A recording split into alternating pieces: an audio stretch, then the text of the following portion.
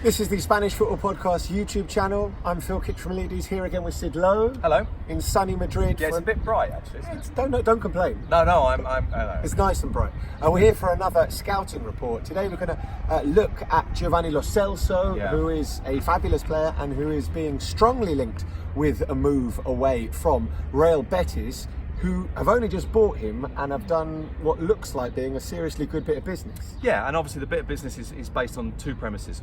One is the deal that they did in the first place, which you have a player to loan with a 22 million purchase option. Obviously, if you have him on loan and he doesn't succeed, he goes back and everyone forgets about it. But you have him on loan, he plays really, really well for the immense majority of this season. There'll be a little period of dip in the middle, but I think he's been really, really good for Betis. And of course, then you go, right, let's pay the 22 million euros. Even if we're not keeping. In fact, I suspect secretly thinking, and let's not keep him because we can double this money easily, probably more than that. His buyout clause now is 100 million euros. I suspect you won't have to pay 100 million euros to get him, but he may well cost upwards of 60, 70.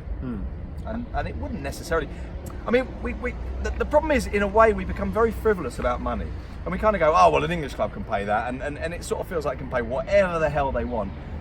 And I suppose in part that's the risk, but also that's also what Spanish clubs are playing with. They play with this idea that, well, somewhere along the line, someone will come in and offer us this kind of money. And of course, the candidate at the moment is Spurs because of the possibility that Eriksen goes. And Eriksen has said that he wouldn't mind the chance to move on. Real Madrid are very well aware of that because he's coming in towards the end of his contract and therefore becomes cheaper than he would otherwise be on an open market, fully in contract. And Lo Celso is a potential alternative to him.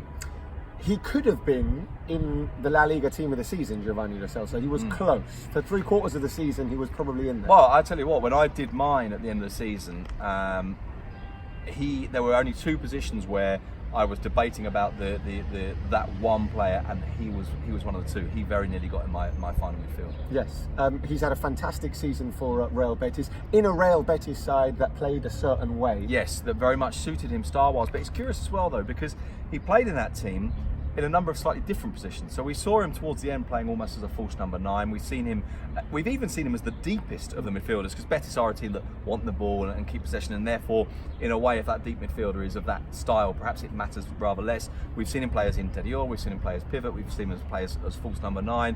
I think his more natural position is behind a forward line. So if you're playing a 4-2-3-1, probably you would say in either the left or central position of those three. You probably wouldn't want him on the right hand side of those. Of course, we saw him play for Paris Saint-Germain as a deep line midfielder against Real Madrid at Bernabeu, and it didn't work. No.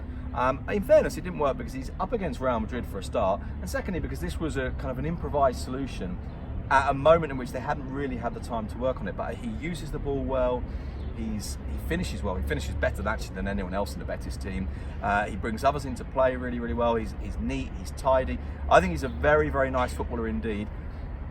Would you have doubts with him about the English game, about the aggressiveness of it and his fit within it? I think he could deal with the aggressiveness. I don't know. Maybe the pace. But the aggressiveness. I think he plays a. I mean, again, not wanting to fall into the stereotypical trap, but he plays maybe a slightly stereotypical Argentinian number 5 game in that it's slow, it's technical, it doesn't always accelerate. But I think he's a wonderful footballer who potentially is a very good signing for someone. Maybe not for 100 million, but still. I mean, and I suspect that Betis won't want 100. Well, I think they want 100 million. I suspect they will accept that they can't get 100 million. Giovani Lo Celso, a great player and one that looks like he is on his way out of La Liga. This is the Spanish Football Podcast. Sid, Spanish Football Podcast. Throughout the season, we do a podcast available every Monday on SoundCloud, iTunes, Acast, wherever you get your podcast. And in the summer, we're over at patreon.com/TSFP with plenty of content.